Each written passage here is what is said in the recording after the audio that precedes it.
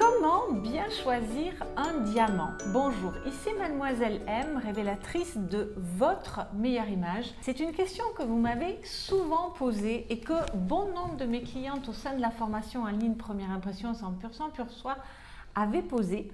Et donc je suis ravie de faire cette vidéo aujourd'hui, d'autant plus que n'étant pas experte dans le sujet, je ne pouvais pas répondre correctement à cette question et donc j'ai l'immense honneur et plaisir de me trouver aux côtés de Benjamin Mizrahi, fondateur de la société Ben Gems. Il va se présenter d'ici quelques instants, qui va répondre à cette question.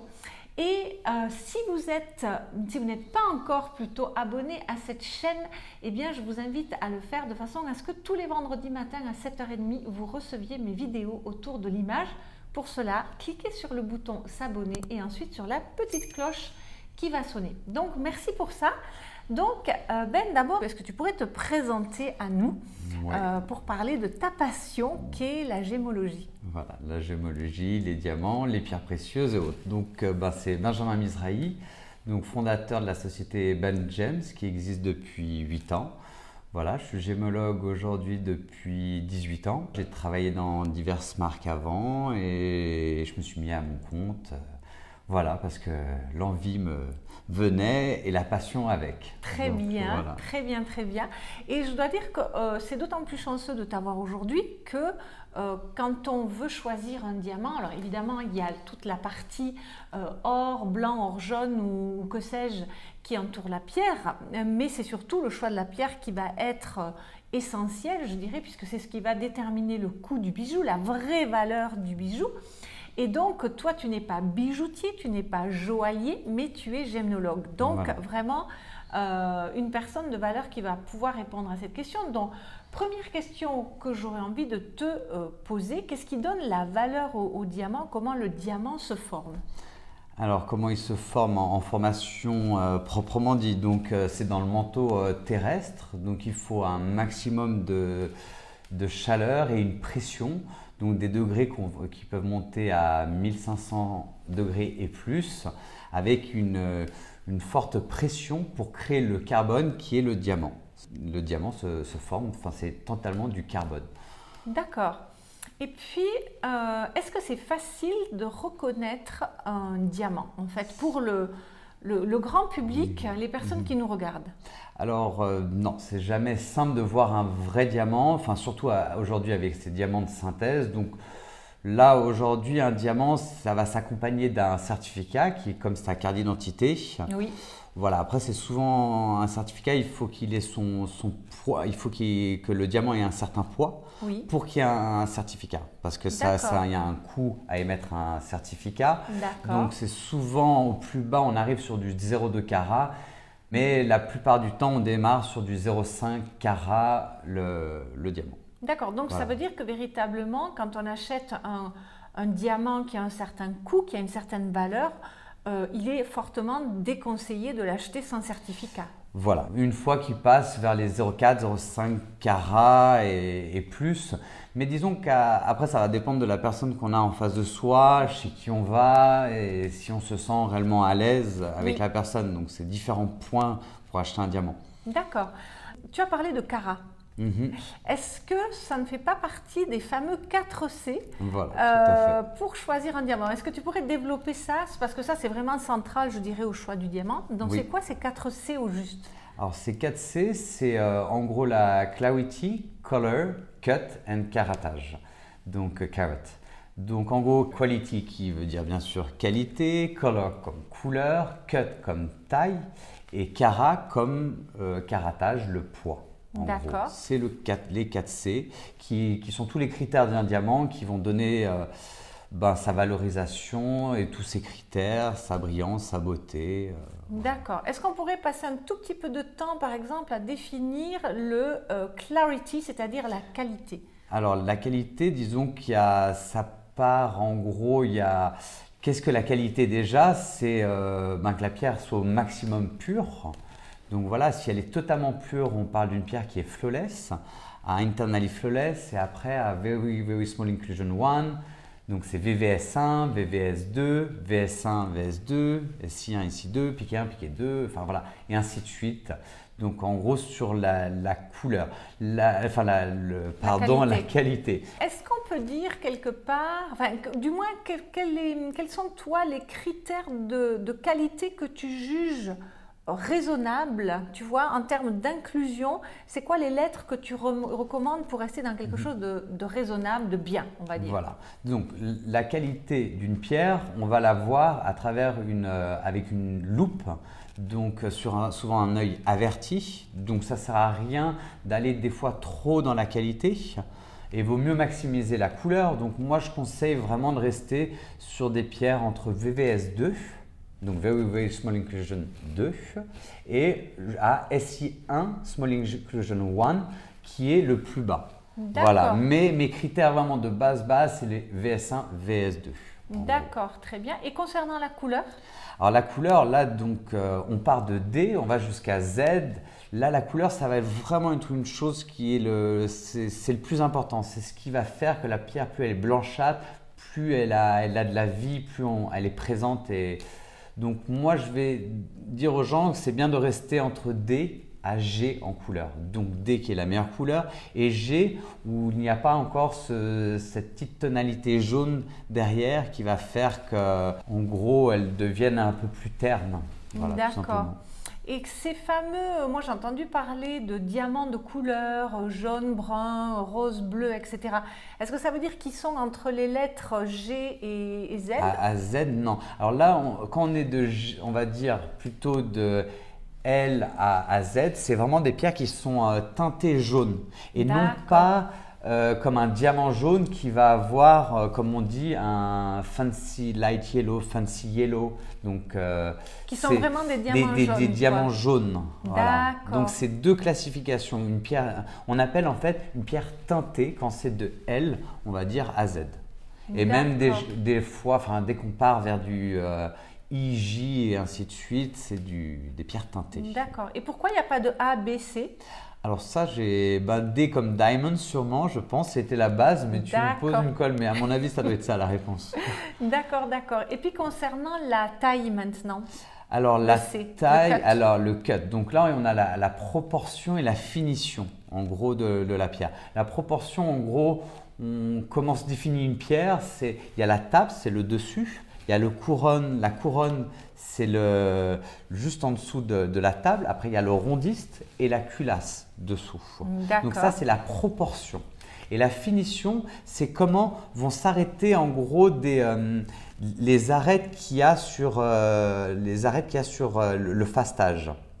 Donc sur une pierre comme ceci, une pierre ronde, on a 57 facettes. D'accord, c'est la norme sur une pierre ronde. Sur une pierre ronde, ouais. Donc c'est réellement 56 facettes, mais souvent on parle d'une extra facette, d'où le 57. Une extra, c'est une ou un petit défaut de proportion, en gros de taillage. D'accord, donc le diamant brut en lui-même n'a aucune forme réellement?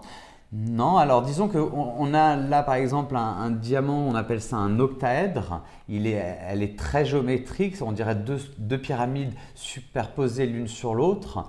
Donc ça, c'est vraiment le diamant brut idéal pour tailler un rond. Après, il y a toutes diverses formes aussi, hein. Donc là, on a du rond, mais on peut partir sur des marquises, des poires, des ovales, des coussins, des tailles émeraudes, des shirkut. Il y a vraiment une diversité folle en termes de forme, mais quand on prend une pierre ronde comme ceci, ça c'est 80% du marché en fait est demandeur. Donc on vend, voilà, le maximum c'est des diamants ronds. Il y a une petite partie pour les Est-ce que tu conseilles plutôt, quand on veut quand même investir, on va acheter un seul diamant, je dirais que c'est le diamant de notre vie. Est-ce que tu conseilles justement une taille ronde ou bien tu n'as pas de… Alors, je ne suis pas arrêté là-dessus parce que j'ai souvent des gens aujourd'hui qui pensent à diamant rond au départ et après qui partent sur des formes un peu plus fantaisie. Un coussin, ça reste très proche, un petit peu carré avec juste des angles un petit peu sur les côtés et ça a un peu le même esprit qu'une ronde. Après, la meilleure brillance, normalement, c'est le rond. Mais disons que voilà, il y a un certain charme dans les pierres de forme, je trouve. D'accord. Et concernant le dernier C, donc c'est le carat, donc qui est le poids. Voilà, oui. Et ça correspond à quel poids le Alors, carat par exemple? Alors le poids, c'est donc un carat signifie 0,2 grammes en D'accord. gros. D'accord. Voilà. Et puis tu parles aussi parfois de fluorescence. Est-ce que tu pourrais Oui. nous en dire un petit peu plus? Alors la fluorescence, en gros, c'est de la fluorescence, phosphorescence, c'est la pierre en gros, il y a un effet laiteux un petit peu à l'intérieur, mais qu'on va voir souvent à travers des UV. Donc par exemple, c'est vraiment, faut tomber sur des UV, donc Oui, voilà, oui, on ne le oui. trouve pas facilement dessus, à part encore en boîte de nuit, on pourrait tomber sur des UV où vraiment, on va voir que la pierre, elle est phosphorescente en fait, elle réfléchit différemment. Et Donc, ça, c'est bien ou pas bien? alors c'est normalement, voilà, en Europe en tout cas, on évite ce critère d'avoir de la fluorescence, ou sinon c'est d'avoir une faible fluorescence, d'avoir un D'accord. médium D'accord. voilà, ou faint. D'accord.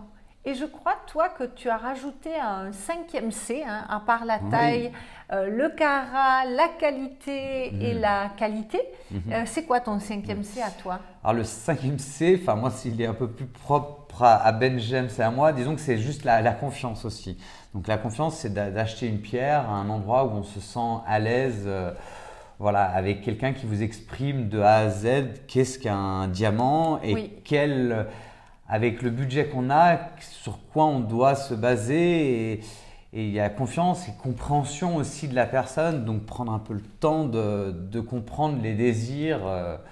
Voilà. Je crois que d'une c'est pierre. c'est ta griffe un peu, hein, c'est ta signature. ouais. C'est ça qui te passionne en fait, c'est de trouver la plus belle pierre possible qui va satisfaire le client, que toi tu vas aimer travailler. Enfin voilà, il y a une espèce de triade comme ça qui se joue autour de la pierre et que tu adores, qui te passionne. Alors voilà, elle me passionne et souvent les gens, j'essaie de leur exprimer ma passion afin qu'eux intègrent leur achat aussi. C'est pas en général un petit achat et disons que les gens doivent voilà, comprendre et aimer et partir avec une compréhension totale de ce qu'ils ont au doigt et comment ils l'ont acheté. Et voilà, c'est tout un esprit, on va dire. Hein. Et souvent, on démarre par rapport à une bague de fiançailles, donc c'est le début un petit peu d'une relation qui fait qu'après, on part sur d'autres, des studs, des boucles d'oreilles, bracelets, colliers, et ainsi de suite. Mais disons que la base, c'est la pierre de sang. D'accord. Question purement pratique, mais est-ce qu'un diamant peut se décrocher d'une bague en fait ou d'un autre bijou? Alors oui, se décrocher, après ça dépend comment il a été serti et par qui, où. Voilà, quand c'est en Europe, on va dire qu'on se base sur Paris, sur Genève et autres. Voilà, après on a un sertissage par exemple clos où là ça va être très complexe, c'est quand il est un petit peu étouffé dans l'or. Donc là c'est quand même compliqué voilà, qu'elle s'extrait de la bague. Après au niveau, ce qu'il faut imaginer c'est que il y a un montage. Voilà, on peut mettre un choc à une bague, on peut à travers une poignée de porte, à travers une rampe d'escalier, à travers une chute ou quoi que ce soit. Donc quand on a des griffes qui sont serties, voilà, ça reste de l'or, ça reste malléable et disons que voilà, faut toujours faire attention. Mais en général, une pierre ne tombe pas. Voilà. Et dès qu'on a ce sentiment qu'elle bouge un petit peu, c'est important d'aller voir un professionnel. C'est clair, c'est clair. Et l'entretien, est-ce que tu pourrais nous parler de l'entretien? L'entretien, oui. Disons qu'une pierre, c'est très important qu'elle soit toujours propre, et notamment le diamant, parce que c'est la pierre la plus statique. C'est celle qui va qui va attirer le plus les petites saletés, des petites poussières et la crème et autres. Donc il faut voilà, la nettoyer de temps en temps, je veux dire tous les mois, tous les 2 mois. Je me permets d'intervenir parce que Ben a nettoyé mon diamant juste avant cette vidéo. Et je dois dire qu'il y a un avant et un après, c'est clair. Voilà. Bon, là, je l'ai fait à travers un ultrason. C'est un peu plus voilà, une machine pour les professionnels, ou des fois certains privés l'ont. Mais voilà, il faut toujours un petit peu se méfier parce que voilà, on ne met pas n'importe quelle pierre. Un diamant, de l'or, ça, c'est pas un problème. Mais vous pouvez le faire aussi chez vous. Hein, ça reste Alors, comment faire? En gros, il faut prendre de l'eau ultra bouillante, comme si on se faisait un thé, Oui. très très chaud. On le fait tremper avec du liquide un petit peu vaisselle dans un verre d'eau. Oui. Et on attend que l'eau devienne tiède. Voilà. Et après, une fois qu'on a ça, ça va assouplir un petit peu les petites saletés qui sont venues se loger sous le diamant. Et après, on frotte en gros avec une brosse à dents. Il faut vraiment aller à travers les griffes et à travers le chaton, en fait, l'entourage de la pierre. D'accord. Et là, la pierre, elle va revivre d'une oui. autre. Voilà. Et pour exprimer encore, c'est qu'un diamant, pour qu'il ait un maximum de brillance, je vous expliquais la table, la couronne, le rondiste et la culasse. Disons que la lumière, elle rentre dans le diamant, il y a une réflexion. Et une fois qu'il y a une réflexion, c'est ça qui fait qu'elle reflète et que la pierre, elle brille. Oui. Alors que quand on a des saletés qui viennent se loger dessous, la lumière, elle rentre et il n'y a pas de réflexion. Donc, la pierre ne brille pas, tout simplement. Donc voilà, à checker de temps en temps, c'est important. Merci, voilà. Oui, effectivement, le résultat est vraiment incroyable. En tout cas, merci. Donc, en résumé, être très attentif à la confiance qu'on a avec notre interlocuteur, l'écoute, la compréhension de nos besoins, etc.